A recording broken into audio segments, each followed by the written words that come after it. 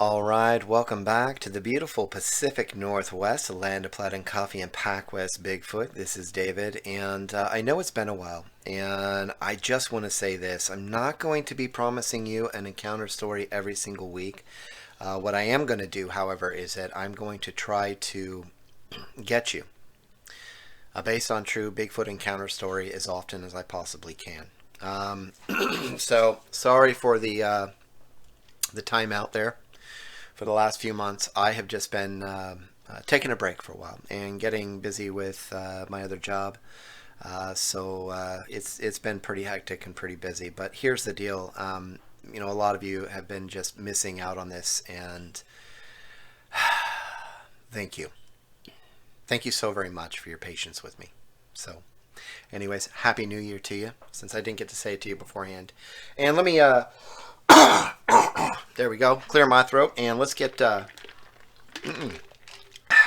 water in me. I know I got some coffee here, but I'm gonna dig with the water today. So, a bad night with Bigfoot and St. Joe. This story actually comes to me from the person, face to face, mano a mano, literally, as he is living here currently where I am from.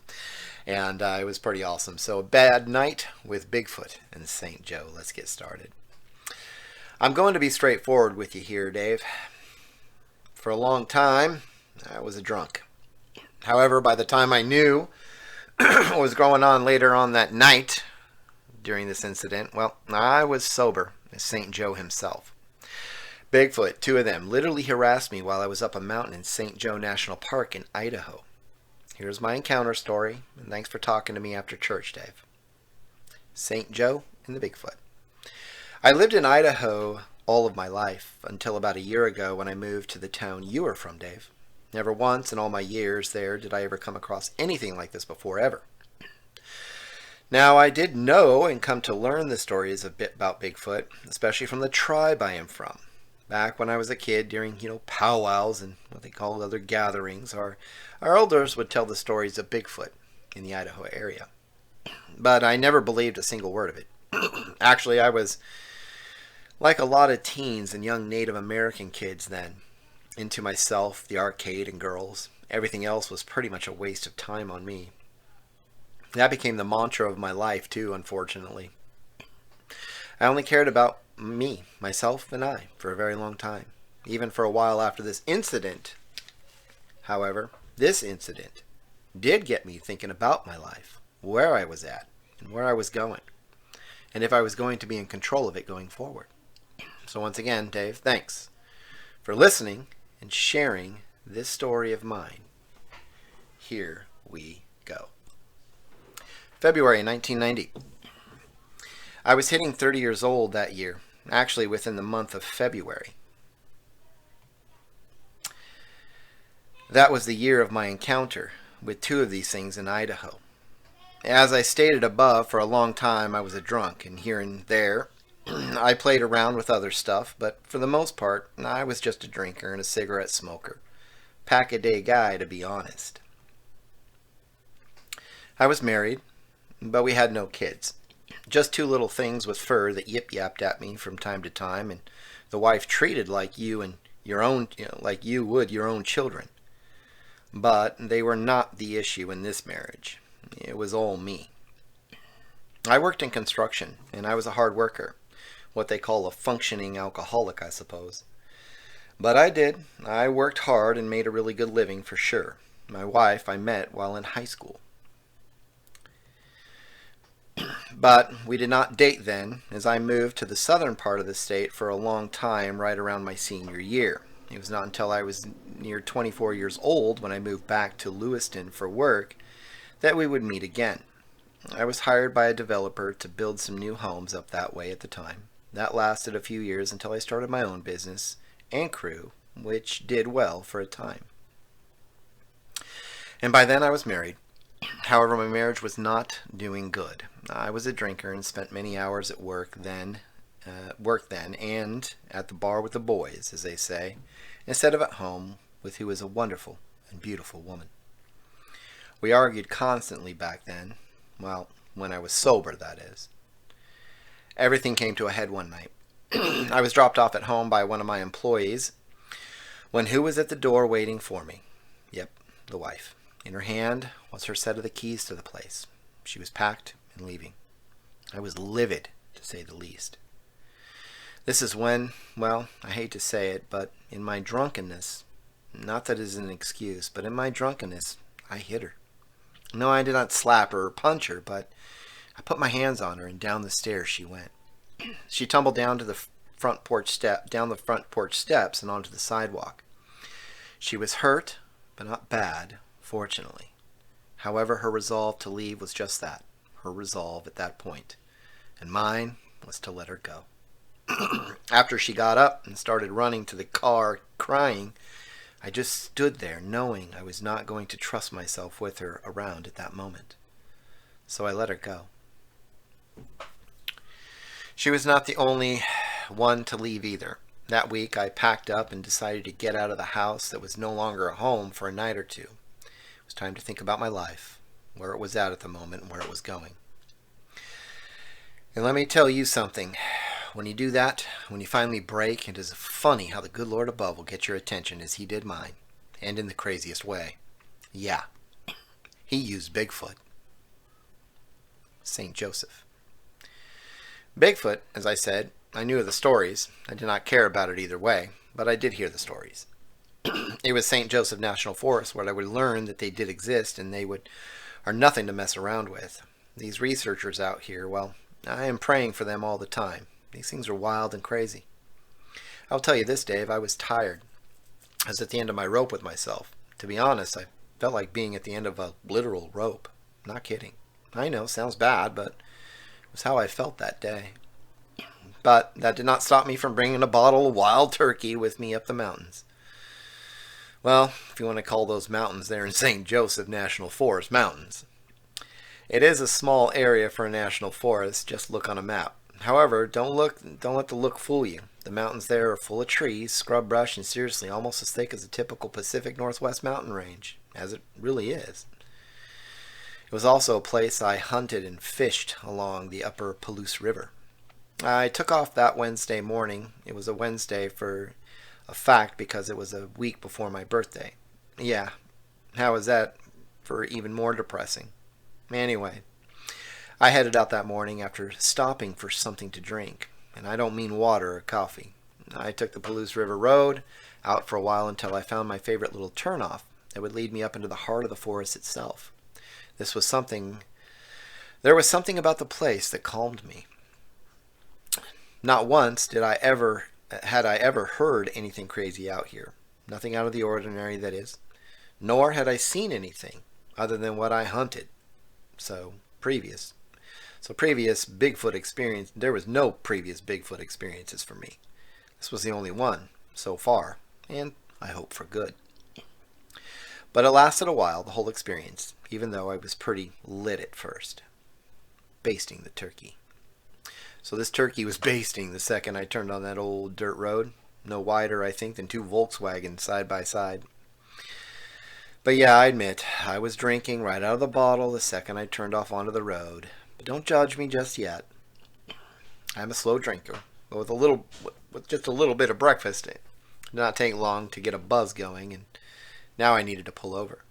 About 5 minutes or so later, I reached my favorite spot. It was upon an almost hairpin turn that shot back down the mountainside. But that spot, well, it was right there on the top of the world. I could see down into the forest and the valleys beyond.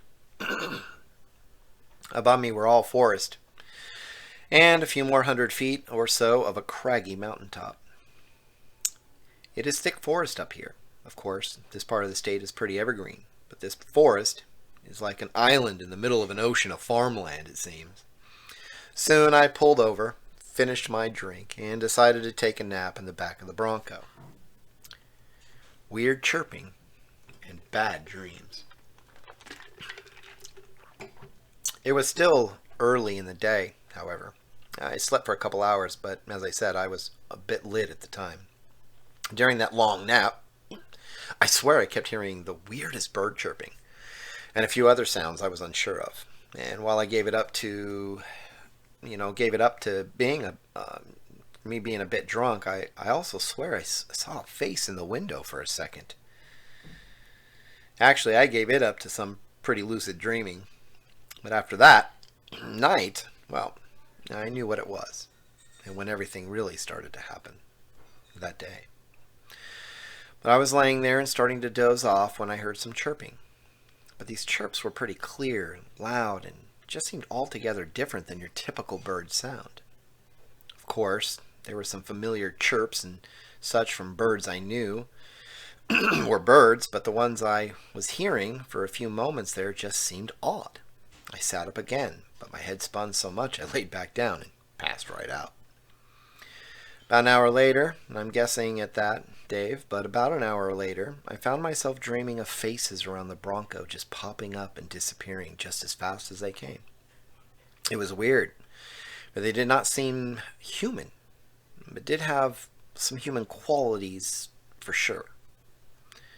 What I remember, and I can because, as I said, it seemed like a pretty lucid dream at that point, but I saw big dark eyes, and I mean dark, like almost black, I'd say.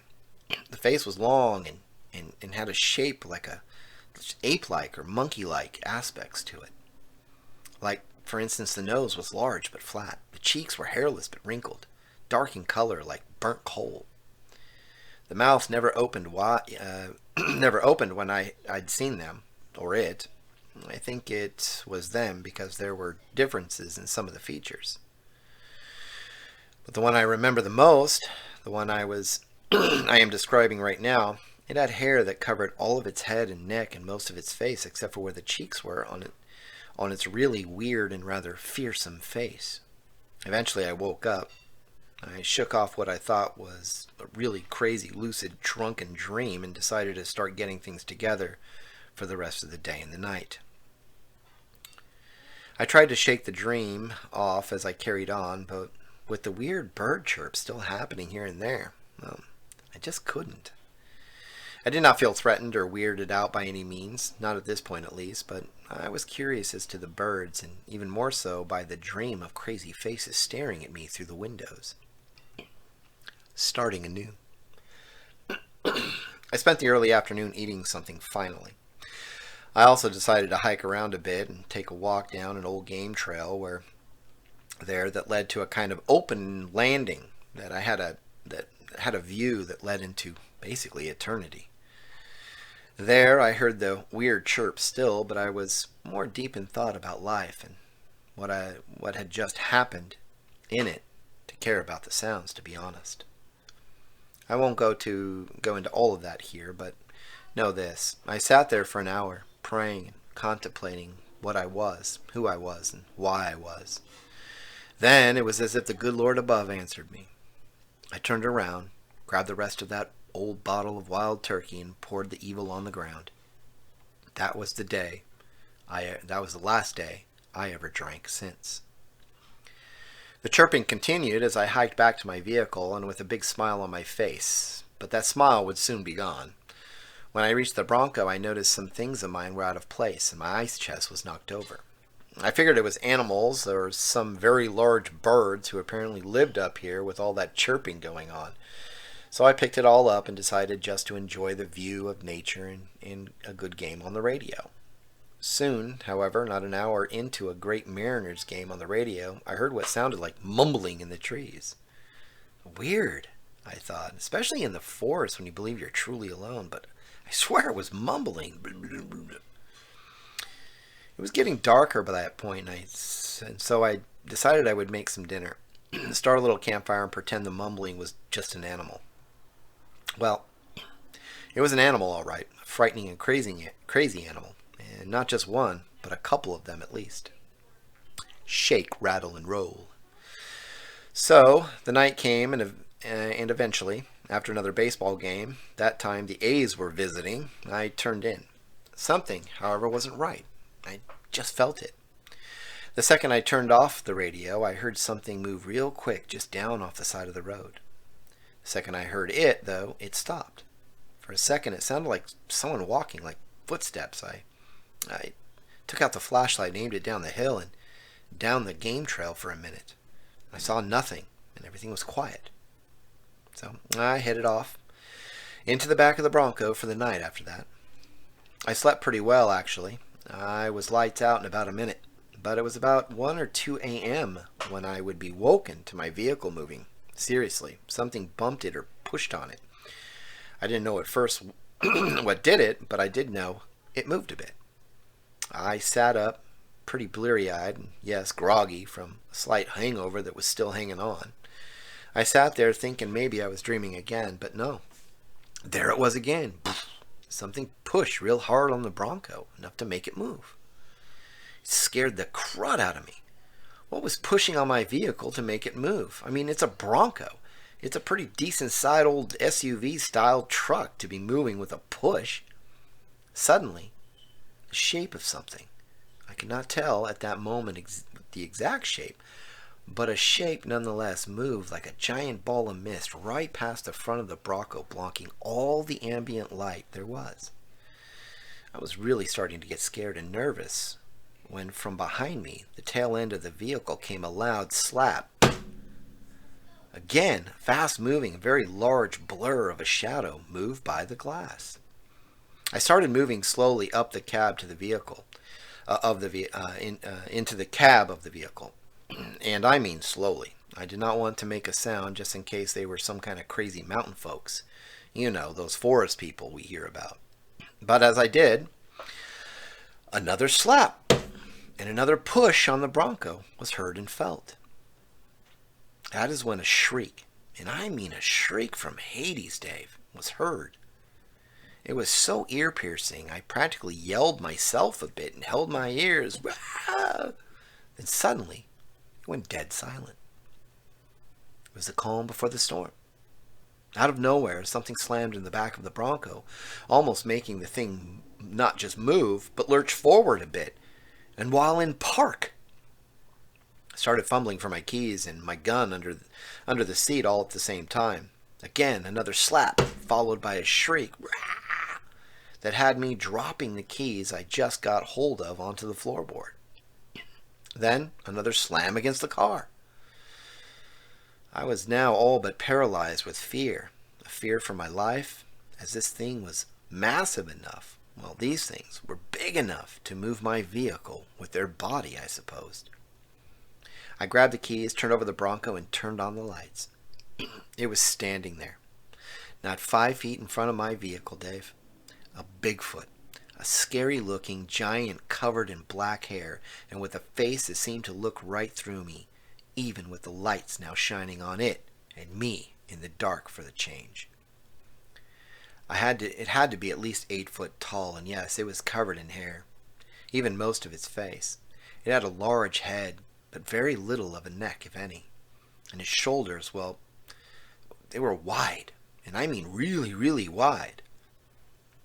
It was slightly hunched over and looking at me as if I were, well, to be honest, on the menu, I guess you'd say.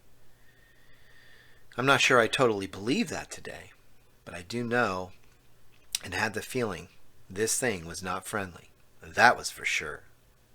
Again, something from behind the Bronco slapped it.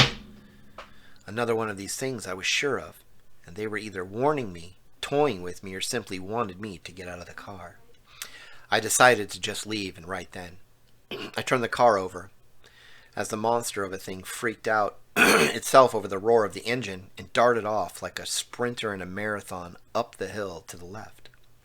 I backed up, turned around, and was down that mountain in no time. The end. I was so scared, and I was still freaking out by the time I hit the first small town I came to that night, where I pulled over just to get out and get my nerves settled. It was about an hour later or so when I found myself on those front steps of the house, and I found I was not alone. My wife had come back. She heard me pull up and came out and sat next to me. To be honest, Dave, I started to cry. Some had to do with what I had just seen and experienced, but mostly because she was there to listen to my story, my beautiful and wonderful wife. Today we live in Oregon, near you, actually, enjoying sobriety, each other, and the story of being harassed by two massive monsters of the woods in Idaho. But that is, and I quote, our encounter story. Thanks, Russell.